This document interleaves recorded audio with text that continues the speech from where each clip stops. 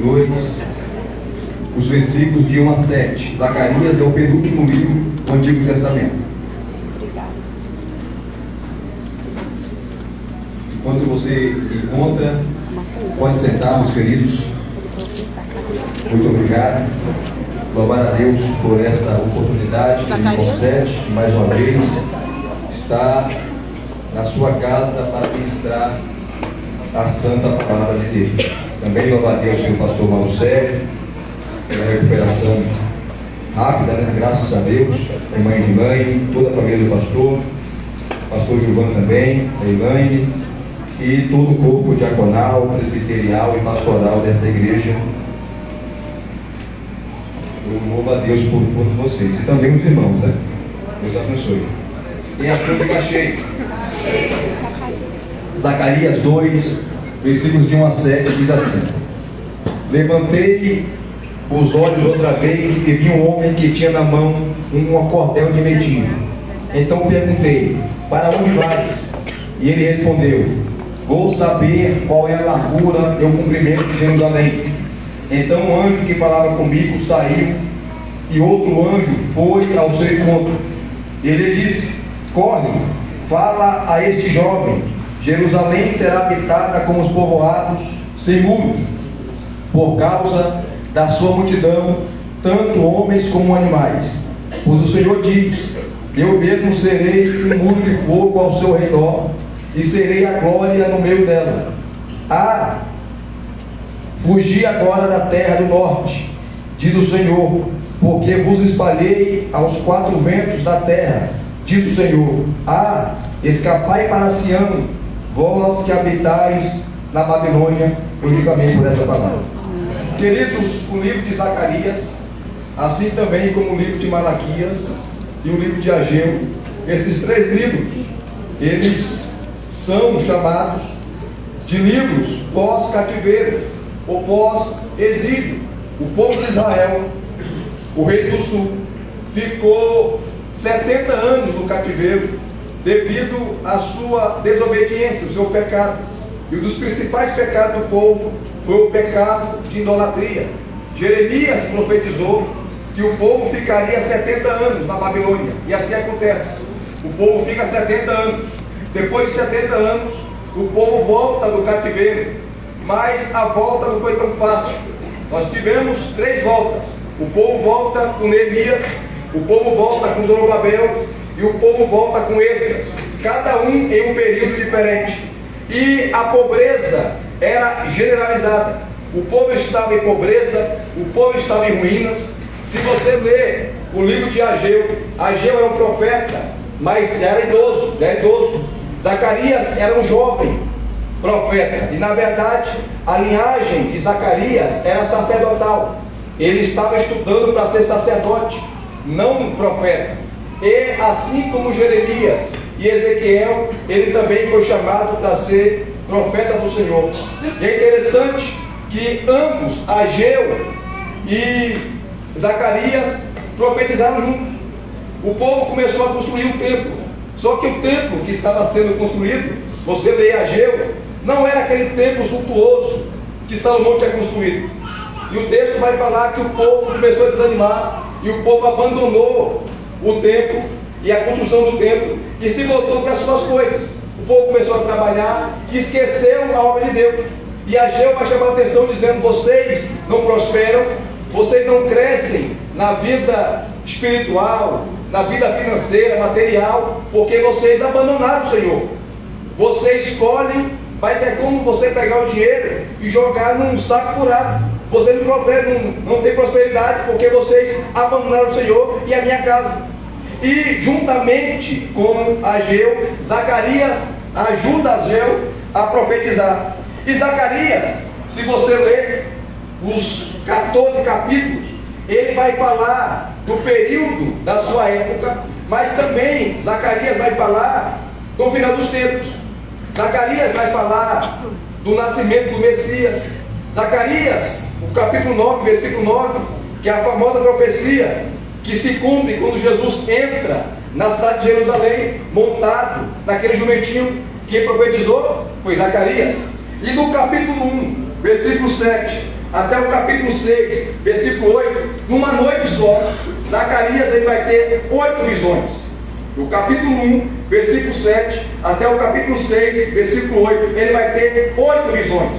E as visões que ele teve nessa única noite, envolve o povo de Israel, envolve o contexto histórico da sua época, mas também envolve o futuro.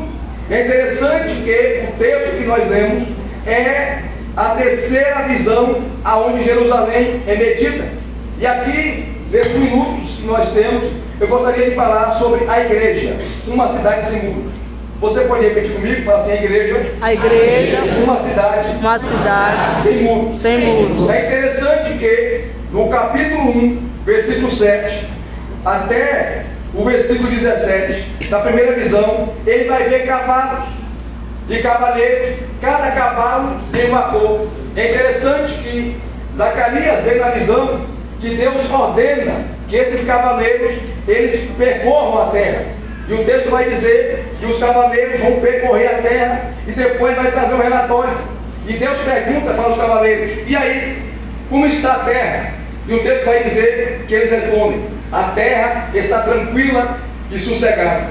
Se você ler o capítulo 1 ainda, dos versículos 18 a 21, nós temos a segunda visão dos 4 chifres e os 4 ferreiros, que simboliza que Deus iria julgar os inimigos do seu povo, que Deus iria julgar as nações que dispersaram o povo, e Deus julgou. E aqui, na terceira visão, quando Jerusalém é medida, Zacarias começa vendo na visão, que ele levanta os olhos e ele vê um homem que tinha na mão uma corda ou um cordel de medir. E é interessante que aqui, nos versículos de 1 a 3, nós vemos a igreja sob a ótica humana, porque esse homem que é um anjo, ele está indo até Jerusalém, medir Jerusalém. E aqui você vê uma verdade importante sobre a igreja, porque Jerusalém aqui é um tipo da igreja. Jerusalém aqui representa a igreja. E nos versículos de 1 a 3 que eu falei para vocês, a igreja sob a ótica humana, quando você olha a igreja, ela tem limite, ela tem fronteiras que não podem ser ultrapassadas. A igreja, quando você olha com uma ótica humana, ela tem limites, ela tem fronteiras. E quando você lê o versículo 4, você vê agora a igreja sob a ótica divina. Sobre a ótica humana, a igreja tem fronteira. Sobre a ótica humana, a igreja não cresce. Sobre a ótica humana, a igreja é perseguida. Sobre a ótica humana, a igreja é sofrida. Pela ótica humana, a igreja não tem como avançar. Mas pela ótica divina, a igreja cresce. Pela ótica divina, a igreja avança. Pela ótica divina, a igreja, ninguém pode deter a igreja. Ninguém pode destruir a igreja. Ninguém pode parar a igreja. Ninguém pode engessar a igreja. Porque a igreja caminha sob o seu general, que é Cristo. Para destruir a igreja, você tem que destruir Cristo. Para parar a igreja, você tem que parar Cristo. Ninguém consegue parar a igreja. A igreja, ela é uma organização, mas ela também é um organismo. Como organismo, ela é o corpo de Cristo. Como organismo, o cabeça dela é Cristo. E se você olhar para o seu corpo, o órgão, ou melhor, se você olhar para o seu corpo, o membro que está acima de todos os membros é a cabeça. E é na cabeça que fica o cérebro. E é o cérebro que dá o comando para o corpo. É o cérebro que dá o comando para você andar, movimentar, para você piscar. É o cérebro. Cristo é a cabeça. E o comando da igreja vem da cabeça. É Cristo que guia a igreja. É Cristo que conduz a igreja.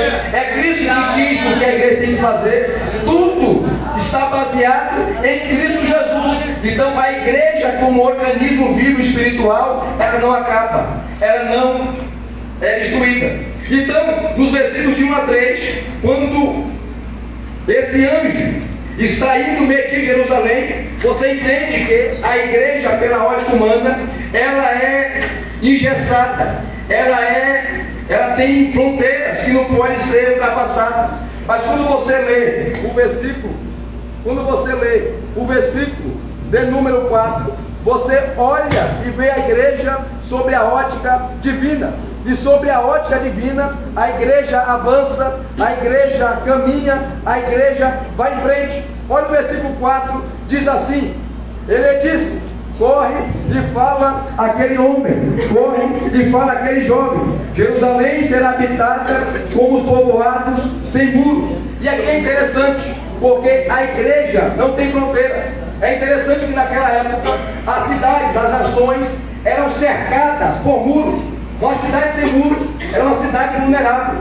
Uma cidade sem muros, ela poderia ser assaltada, ela poderia ser roubada, ela poderia ser saqueada. Os muros serviam para proteger a cidade. Quanto mais importante a cidade, maior seriam os seus muros. Mas aqui, Zacarias vê que a igreja, sob a ótica divina, ela não tem muros, porque o próprio Deus é a sua proteção. É Deus que guarda a igreja. É Deus que protege a igreja. Aleluia. É Deus, aleluia, que caminha junto com a igreja. Ninguém pode destruir a igreja. O diabo não pode matar a igreja. O diabo não pode destruir a igreja. Nós aprendemos de manhã, na escola bíblica dominical, que o diabo é um cachorro na coleira. Ele só pode fazer alguma coisa se Deus mandar. Ele só pode fazer alguma coisa se Deus permitir. O diabo, ele não é autônomo. O diabo está sendo, ele é circunscrito sobre a soberania de Deus. A soberania de Deus segura o diabo. A soberania de Deus refreia o diabo. O diabo não pode fazer nada. Engraçado que tem gente que é crente e tem medo de feitiçaria, de macumba, de magia negra. Tem gente que tem medo de galinha morta, de bode morto, de sangue de galinha, sangue de bode, sangue de rato. Mas você não precisa ter medo, porque sobre você há o sangue de Cristo Jesus, o nosso Senhor. É o sangue dele que te guarda, é o sangue dele que te protege, é o sangue dele que purifica, é o sangue dele que perdoa, é o sangue dele que lava, é o sangue dele, aleluia, que foi derramado na cruz do Calvário. Glória a Deus. Então, sob a ótica divina, a igreja é uma cidade sem muros. E a igreja, se você for olhar, ela tem todo tipo de gente. A igreja, ela tem alto, ela tem baixo, ela tem feio, ela tem bonito, ela tem gordo, ela tem magro, ela tem negro, ela tem branco, ela tem pobre, ela tem rico. A igreja tem todo tipo de gente, porque Deus não é preconceituoso. Aleluia. A igreja, ela é aberta a todos, mas não é aberta a tudo. A igreja é aberta a todos, mas não é aberta a tudo. Porque a igreja não tem muros, porque todo mundo pode adentrar. Mas tem uma condição: para adentrar a igreja é preciso se converter, é preciso se arrepender, é preciso confessar os pecados. A igreja, ela abraça todo mundo. A igreja abraça a prostituta, a igreja abraça a lésbica, a igreja abraça o homossexual, a igreja abraça o prostituto. Agora, chegou aqui, tem que mudar de vida. Se é prostituto, tem que deixar a prostituição. Se é prostituta, tem que deixar também a prostituição. Se é lésbica, tem que deixar o lesbianismo. Se é homossexual, tem que deixar a homossexualidade. Porque a igreja é um lugar de transformação. A igreja é um lugar que abraça. A igreja é um lugar que estende a mão. A igreja é um lugar da graça. A igreja é um lugar da misericórdia. A igreja é mãe para aquele que não tem mãe. A igreja é pai para aquele que não tem pai. Porque a igreja não é discriminadora. A igreja não rejeita. A igreja abraça. A igreja é uma cidade sem muros. Quem coloca muro é o ser humano. Quem coloca preconceito é o ser humano. Quem discrimina é o ser humano. Quem olha a cor da pele é o ser humano. Quem olha a conta bancária é o ser humano. Quem olha o currículo é o ser humano. Deus não é isso. Deus olha o coração. Deus olha o interior. Deus olha a intenção. Quem olha a terra, quem olha a gravata, quem olha o sapato, quem olha o cabelo, quem olha a oratória é o homem. Deus não olha isso. Aleluia. Aleluia. É por isso que a igreja tem todo tipo de gente. Se você ler Apocalipse capítulo 5 e também o capítulo 7, João vai falar que viu uma grande multidão no trono de todo tipo de gente: povos, tribos, raças, nações, etnias. E Mateus capítulo 8, a partir do versículo 11, Mateus vai dizer que lá no céu nós iremos sentar à mesa com Abraão, Isaac e Jacó. Mas nós nunca vimos Abraão. Eu não sei se Abraão é negro, eu não sei se ele é branco, eu não sei se ele é alto, eu não sei se ele é baixo. Não conheço Jacó, não conheço José, Não conheço Davi, mas o texto vai falar que Jesus vai apresentar. Você senta à mesa com Abraão, você senta à mesa com José, você senta à mesa com Davi, você senta à mesa com Sansão, você senta à mesa com os grandes heróis da Bíblia. Sabe por quê? Porque a igreja ela é uma cidade sem muros. O escritor da carta aos Hebreus, no capítulo 11, ele vai dizer que na eternidade, tanto os crentes do Antigo Testamento como do Novo Testamento, eles vão estar juntos, formando uma só igreja. É interessante que hoje você vê as denominações, uma brigando com a outra, uma discutindo com a outra, mas no céu não tem muro também não. Se você for ler o capítulo 21 de Apocalipse, você vai ver que a Nova Jerusalém não tem muros. Aleluia. Porque todos nós somos irmãos.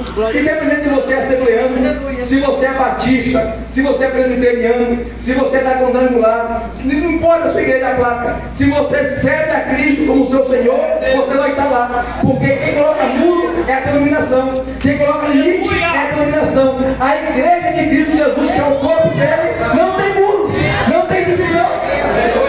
Você vai parte dessa igreja? Quem faz parte da igreja de muros aqui? Porque eu sou preconceituoso, você também é. Todos nós somos preconceituosos. Você olha para uma pessoa, você não conhece a pessoa e automaticamente você julga. Não gostei do Elias. Mas você não conversou comigo. Você não sabe como é a minha vida.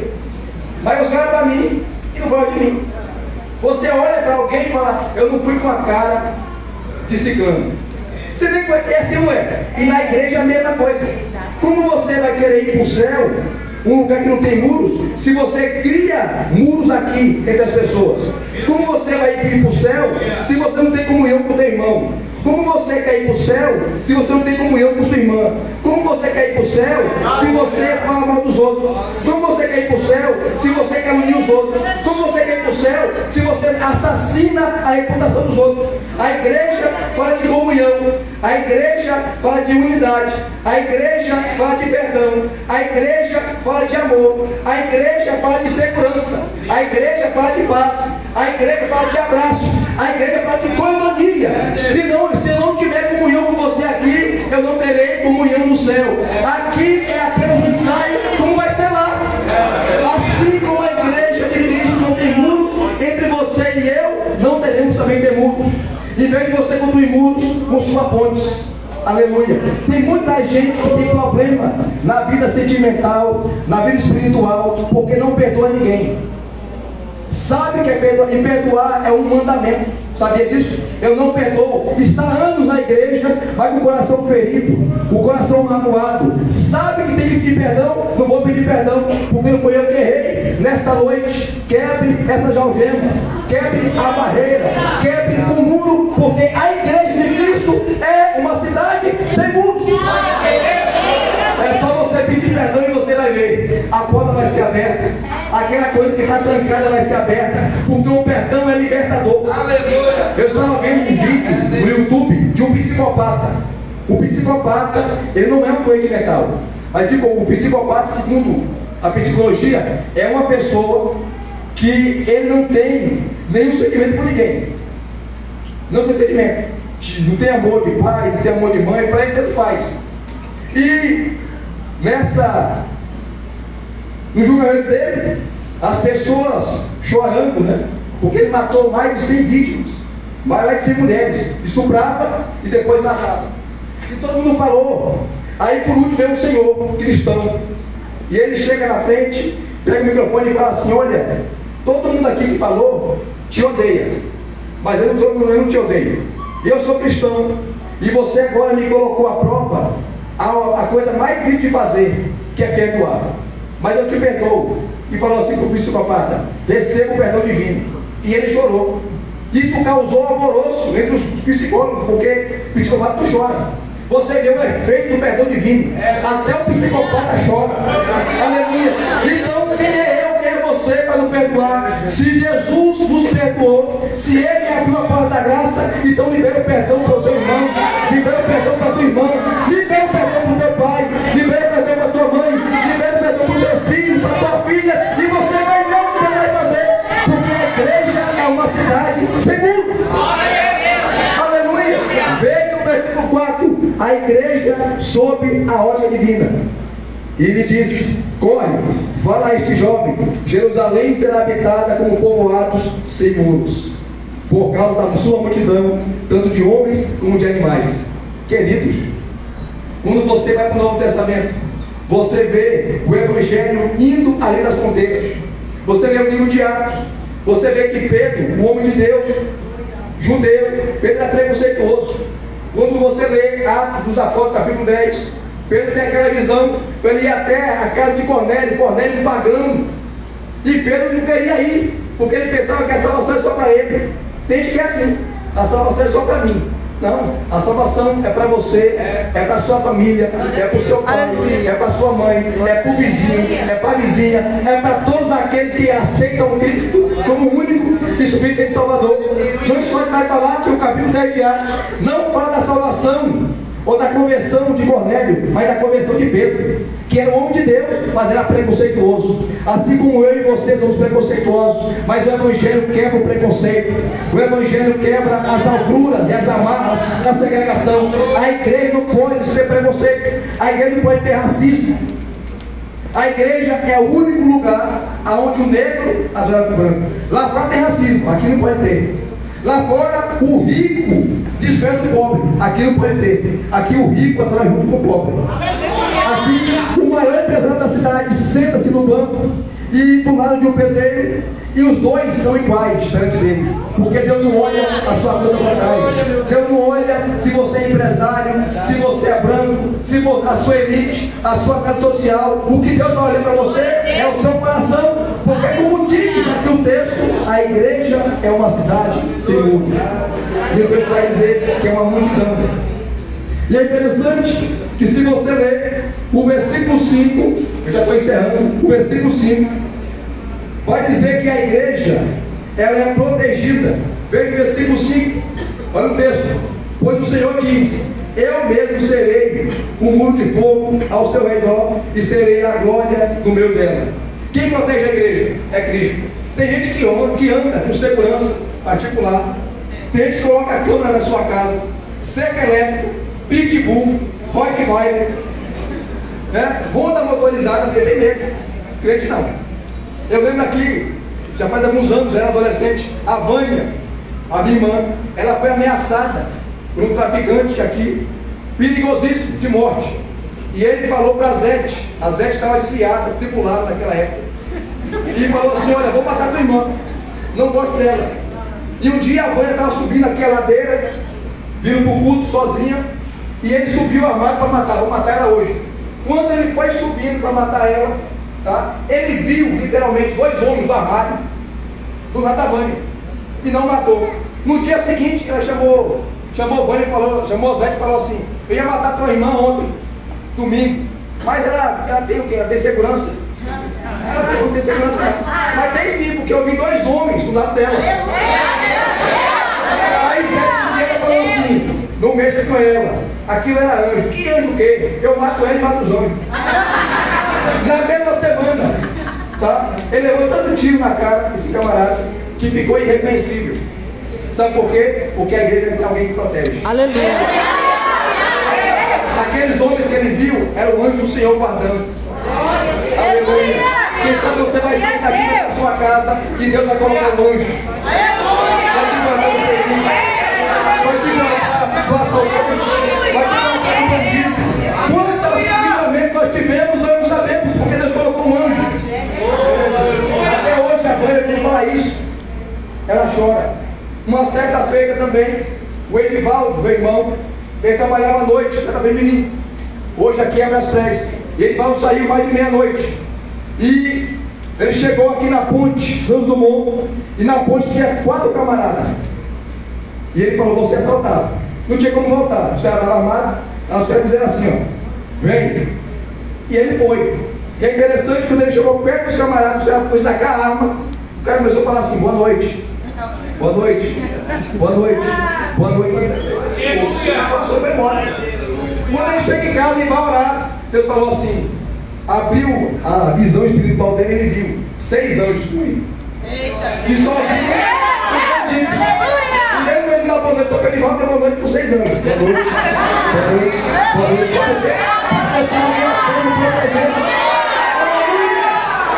Há um muro de fogo ao seu redor. Há proteção. Uma vez ela deu uma aula aqui para as irmãs. Eu já falei isso aqui para as irmãs. Tinha uma irmã, eu estava mais aqui. Ela falou assim: Elias, eu posso fazer uma pergunta? Eu fiz uma pergunta, ela fez uma afirmação. Falei, pode falar. Ela falou assim: na minha casa, perto da minha casa tem uma macumbeira, centro de macumba, e eu estou preocupada sem dormir. Eu falei, por que, minha querida? Porque essa macumbeira pegou areia de cemitério, jogou em cima da minha casa. Eu dei risada, falei, irmã, lá de ser boca. Pode jogar um caixão com defunto e tudo. Não vai acontecer nada porque a tua casa está protegida. Há um muro de fogo ao redor, guardando, protegendo a sua casa, a sua família, a sua vida. Então a igreja está sob proteção divina. Não precisa você pagar segurança particular, precisa você colocar um pitbull na sua casa, um Rottweiler, ronda motorizada, porque você tem anjos. Aleluia. Há serviço de Deus para te guardar, te proteger. Então, se você é igreja, tem proteção. Olha o texto. O texto está dizendo no versículo 5, está no texto. Pois o Senhor diz. Quem diz? O Senhor. Eu serei um muro de fogo ao seu redor e serei a glória do meu Deus. Se Deus te protege, será que o bandido vai te assaltar? Vai te matar? Se Deus está te protegendo, eu tenho certeza que tem irmãs e irmãos aqui que se fosse pegar o microfone para falar, você é passador todo dia contra os livramentos que Deus deu ao seu esposo, à sua esposa, ao seu filho, à sua filha. Uma vez na empresa, a minha mão para desligar. A minha mão passou no cilindro da máquina e eu fiquei preocupado, porque se eu puxasse a minha mão, ia ficar só os ossos. E a máquina ligou automaticamente. Eu pum, parou, eu puxei a minha mão, estava intacta. Glória a Deus. Sabe o que é isso? É Deus guardando. O Salmo 34 diz que Deus acampa o seu anjo ao redor daquele que o teme. O que é acampar? Quem já foi acampar aqui? Quando você vai acampar, você chega num lugar, você passa uma semana, 2 dias, 3 dias, mas lá não é sua morada permanente. O anjo não mora aqui. O anjo mora onde? Então ele vem, ele acampa, livra, protege depois. Em Hebreus capítulo 1, 14, o escritor vai falar assim: não são todos eles espíritos ministradores enviados para aqueles que iam herdar a salvação? Os anjos Deus envia para guardar a sua vida, para guardar a sua família. Sabe por quê? Porque quem é igreja tem proteção. Então, não tenha medo do diabo, do Zé Pilintra. Esses dias, tem um moço na empresa lá que ele é pai de santo. Pai de santo não, mas pai de santo é meu pai. E me teve o santo aqui, que sou eu, que é pai de santo. E ele falou assim que ele toma 5 garrafas de 51 e não fica bêbado. Porque na sessão, ele incorpora aquele demônio lá, Zé Pilantra, né? Zé Pilintra. Falei Pilantra, mas é Zé Pilintra. E ele incorpora. Eu falei, rapaz, eu sou crente. Ele é gente boa, eu converso com ele. Ele falou, ele gosta de você porque você não discrimina. Eu falei, não, porque você é uma alma. Eu falei, rapaz, eu fui para Jesus, sou crente. Não precisava tomar 51. Não precisei matar galinha preta, galinha amarela, galinha branca, galinha rosa, galinha verde. Não precisei matar bode. Não precisei tomar sangue de bode. O que você fez? Eu só levantei a minha mão e confessei que ele é meu Senhor. É só isso. Lá no mundo eles fazem isso. Aqui não. É só você levantar a mão. Falar assim, eu sou pecador. Eu sou miserável. Eu sou desgraçado. Não precisa matar bode, matar galinha, porque sangue de bode não protege. Sangue de galinha não protege. Sangue de rato, sangue de gato não protege. Mas o sangue de Cristo te protege. E além de proteger você, te lava, te purifica, te santifica. Fique pé comigo. Vamos fazer uma oração. Aleluia. Você é igreja? Se você é igreja, tem proteção para a sua casa hoje. Se você é igreja, tem salvação para a tua casa hoje. Se você é igreja, tem milagre para a tua casa hoje. Se você é igreja, tem porta aberta para a sua casa hoje. Se você é igreja, Deus está falando com você aqui. Aquele ou aquela que está fora, que se afastou, eu vou trazer. Porque na sua casa eu estou cercando. E aproveitando aqui, tem alguém aí que ouviu essa mensagem, essa rápida mensagem, e quer entregar sua vida para Jesus? Você veio a primeira vez, a segunda vez, ou você está na igreja, mas está fraco na fé, ou fraca na fé? Se tem alguém para Jesus nessa noite, venha que nós, pastor, vai orar por você. Você quer ter o seu nome escrito no livro da vida? Você quer ter proteção divina? Você quer andar de mãos dadas com Deus? Só tem uma forma, é se arrepender e se converter. Jesus disse em João, capítulo 14, versículo 6. Ele fala de 3 artigos definidos. Eu sou o caminho. Eu sou a verdade. Eu sou a vida.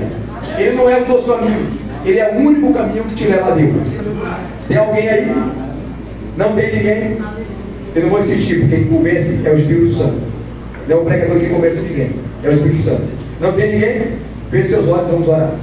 Senhor Deus e eterno Pai, Senhor, nós pregamos a Tua palavra, Senhor, mais uma vez, pois a Tua palavra é verdadeira, a Tua palavra conforta, a Tua palavra consola, a Tua palavra é martelo que esmiuça a pele, a Tua palavra amolece o coração duro, a Tua palavra amolece o coração de pedra, a Tua palavra é poderosa, a Tua palavra é gloriosa, a Tua palavra, Senhor Deus, levanta, a Tua palavra anima, a Tua palavra dá paz, a Tua palavra dá ânimo, a Tua palavra, Senhor Deus, é lâmpada para os pés, a Tua palavra é luz para o caminho. E nesta noite eu te peço, Senhor Deus, aguarda o Teu povo, protege o Seu povo, assim como o Senhor, aleluia, protege aqui toda a casa dos irmãos. O Senhor coloca um muro de fogo ao redor, aonde o diabo não pode se aproximar, aonde o diabo não pode chegar. Senhor, eu te peço pelas famílias, eu te peço aqui pelos grupos, abençoe as irmãs, abençoe a mocidade, abençoe os adolescentes, abençoe a orquestra, abençoe, Senhor Deus, os varões, abençoe o coral, abençoe, Senhor Deus, os diáconos, os cooperadores, abençoe os presbíteros, evangelistas e pastores. É assim que eu te peço e já te agradeço, em nome de Jesus.